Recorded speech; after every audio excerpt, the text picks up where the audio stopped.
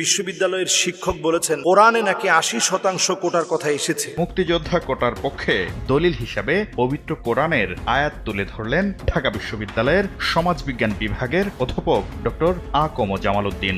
আসলে আমরা যারা কোরআন পড়ি না অথবা কোরআন জানি না, তারা অনেক সময় ঢালাও কথা আমরা কোরআন বলে চালিয়ে দিই, অথবা আমরা কথা বলার সময় দেখবেন এরকম অনেক বক্তব্য আমরা দিয়ে থাকি। আমরা বলি যে আল্লাহ বলছেন, আল্লাহ কোরআনে বলছেন না, বলি আমি বাংলা একটা কথা বলে দিই, যেমনটা এই শিক্ষক বলেছে, যেমন ৮০% কোটা লাগবে, এটা কোরআনে আছে। নাউযুবিল্লাহি মিন যালিক।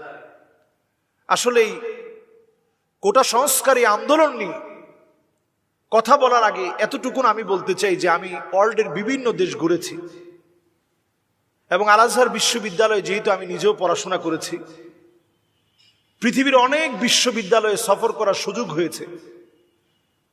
এই যে কোটা নিয়ে আমাদের দেশের এই কোটা থাকবে কি থাকবে না, কত % থাকবে, কোটা বিরোধী যে আন্দোলন চলছে এখন, কত % কোটা থাকবে, কত % থাকবে না, এখন একজন ৮০% কোটা থাকবে এটা কোরআন থেকে দলিল দিচ্ছে। মাআযাল্লাহ। আসলে সারা দুনিয়া ঘুরে যদি আপনি দেখেন, যারা প্রতিবন্ধী অটিস্টিক যে সমস্ত বাচ্চা আছে, এদের শিক্ষার প্রয়োজনে এদের জন্য কোটা আছে। আমাদের দেশের বিভিন্ন মানুষ আছে যারা আমাদের দেশেই বসবাস করে, আমাদের দেশেরই মানুষ, আমাদের দেশের নাগরিক, কিন্তু তারা উপজাতি। এই উপজাতিদের জন্য সারা ওয়ার্ল্ডেই কোটা আছে। তারা যেন শিক্ষিত হয়, যারা বনে বসবাস করে অথবা আরব বেদুইন যারা হয়তো আরবের পাহাড় পর্বতে থাকে, এরা যেন শিক্ষিত হয়। এরা যেন সমাজের ভিতরে শিক্ষিত না হওয়ার কারণে নানা রকমের বিভিন্ন অকারেন্স করবে, বিভিন্ন ধরনের দুর্ঘটনা ঘটবে, এগুলো থেকে যেন দেশটা বাঁচে, এদেরকে শিক্ষিত করার চেষ্টা করে। আমাদের হিজড়া যারা আছে, এদের জন্য ওয়ার্ল্ডের বিভিন্ন জায়গায় এদের জন্য কোটা আছে।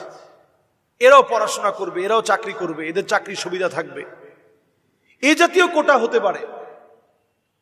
কিন্তু কোটা আন্দোলনের নাম করে আপনি যদি সকল জায়গায় আপনি কোটা অধিকারের নাম করে, মানুষকে অধিকার দেওয়ার নাম করে মানুষকে যদি আপনি ক্ষতির দিকে ফেলে দেন, যেখানে একটা ছেলে 200 সিরিয়ালের ভিতরে থেকে ভালো একটা সাবজেক্ট পাবে না, তাহলে তো আপনি জুলম করলেন। সে ভর্তি পরীক্ষায় জুলমের শিকার হলো, চাকরি ক্ষেত্রে গিয়ে জুলমের শিকার হলো, সকল জায়গায় সে বঞ্চিত হলো। তাহলে এই বিষয়টা অবশ্যই আমাদের ভেবে নেওয়া উচিত। আমাদের হাইকোর্টে যেহেতু এই বিষয়টা এখনো পেন্ডিং আছে, বিচারাধীন বিষয়, আমরা বলবো যে এই বিষয়টা আপনারা অবশ্যই ভেবে দেখবেন। মানুষের অধিকার যেন ঠিক থাকে, প্রত্যেকে যেন তাদের অধিকারটুকুন পায়, এটা রাষ্ট্রপক্ষের কাছে মানুষের একটা দাবি। কুল্লুকুম রাইন ওয়া কুল্লুকুম মাসউলুন আন রাইয়াতিহি। প্রত্যেকেই দায়িত্বশীল, দায়িত্বের ব্যাপারে কিন্তু আপনাকে জবাবদিহিতার সম্মুখীন হতে হবে। আর আমরা যখনই এই আন্দোলনগুলোর কারণে ক্ষতিগ্রস্ত মানুষের দিকে যদি একটু তাকাই, আমরা দেখব প্রতিনিয়ত কত অসুস্থ মানুষ কষ্টের মধ্যে এখন আছে, যানবাহনগুলো থেমে আছে, দেশ অর্থনৈতিকভাবে ক্ষতিগ্রস্ত হচ্ছে। আমাদের শিক্ষার্থীরা এখন দেখা যাচ্ছে আঘাতপ্রাপ্ত হচ্ছে। কুমিল্লাতে শিক্ষার্থীদেরকে আঘাত করা হয়েছে, বিভিন্ন জায়গাতে এখন আঘাত করা হচ্ছে। এই যে অবস্থা চলছে, এটা রক্তক্ষয়ী একটা পর্যায়ে যাওয়ার আগেই রাষ্ট্রপক্ষের ব্যাপারে সঠিক সিদ্ধান্ত নেওয়া উচিত।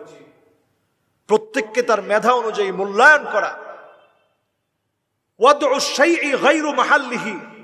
যে যেটা লায়েক না তাকে আপনি সেই জিনিস দিবেন না, যে যেটার যোগ্য না তাকে আপনি সেই জিনিস কেন দিবেন? আমাদের প্রতিবন্ধী যারা আছে, আমাদের অসুস্থ যারা আছে, অথবা আমাদের দেশের উপজাতি যারা আছে, এই সমস্ত কোটাগুলো বড় বেশি প্রয়োজন। এইগুলো রেখে বাকি যে কোটাগুলো, বিভিন্ন রকমের কোটা নিয়ে কথা চলে, এগুলোর ব্যাপারে আসলে সঠিক সিদ্ধান্ত নেওয়ার এখনই সময়। আল্লাহ আমাদেরকে বোঝার তৌফিক দান করুক। আসসালামু আলাইকুম ওয়া রাহমাতুল্লাহ।